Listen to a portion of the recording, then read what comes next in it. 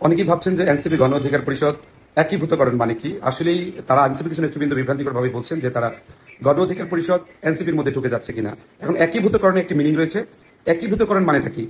যে দুইটা দলকে একত্রে একীভূত হয়ে নতুন একটি নাম হতে পারে, আলোচনা সাপেক্ষে সুন্দর একটি নাম হতে পারে, সিদ্ধান্ত গ্রহণ হতে পারে, বা নেগোসিয়েশন করে যে কোনো দলের পার্টিসিপেশনের একটা জায়গা থাকতে পারে। কিন্তু একীভূতকরণ মানে বিষয়টা এরকম নয় যে গণ অধিকার পরিষদ এনসিপির অধীনে চলে যাচ্ছে। এইটা নিয়ে সারা দেশে অনেকেই ফোন দিচ্ছেন, গণ অধিকার পরিষদের নেতৃবৃন্দদের মধ্যে অনেক প্রকার বিভ্রান্ত ছড়াচ্ছে যে আসলে এই গণ অধিকার পরিষদ তাদের অস্তিত্ব ভুলে গিয়ে এনসিপির ভিতরে ঢুকে পড়ছে কিনা। আলটিমেটলি আমরা এনসিপি নেতাদের সর্বোচ্চ সম্মানটা চাই, গণ অধিকার পরিষদের আপনাদের মতামতের সর্বোচ্চ সম্মানটা চাই। দুইটা সম্মান সঠিকভাবে সুনিশ্চিত করে আপনাদের যে আশা আকাঙ্ক্ষার প্রতিফলন ঘটিয়েই এনসিপি এবং গণ অধিকার পরিষদ ঐক্যবদ্ধ হবে। গণমানুষের স্বার্থ রক্ষা করে গণ অধিকার পরিষদ এবং এনসিপি। সুতরাং সেই গণনেতাদের এবং এনসিপি নেতাদের স্বার্থ বিঘ্নিত করে, তৃণমূলের নেতাদের অসম্মান করে কোনো প্রকার সিদ্ধান্ত গণ অধিকার পরিষদ গ্রহণ করবে না। সেটা ইনশাল্লাহ সেই ভরসা আপনারা রাখতে পারেন। সুতরাং আপনাদের হতাশ হওয়ার কিছু নেই।